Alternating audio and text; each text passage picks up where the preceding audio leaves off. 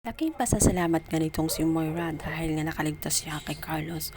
Subalit hindi naman siya makakatakas sa kapalaran na nag-aantay sa kanya dahil sa outbreak na virus na kumakalat at pinalayas nga siya sa VIP room nitong si Giselle dahil sinabi ni Giselle na hindi na niya deserve ang naturang VIP.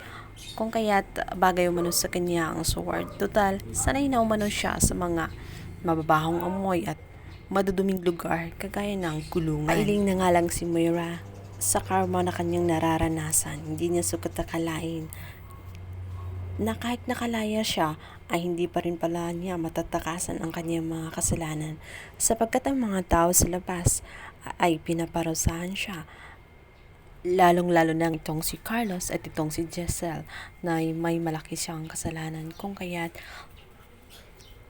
hindi nga siya mapapatawad ng mga ito. Nandidiri nga si Moira sa paligid at naiiyak na nga lang siya at napailing kung bakit niya yun naranasan. Kabilaan ay may mga sakit ang nasa paligid niya. Takot na takot siya na baka isang araw ay mahawa siya sa mga sakit na nakadikit nga dito sa kanyang ward. Kaya naman kinausap niya itong si Zoe na kailangan malipat na siya agad-agad sa isang private room.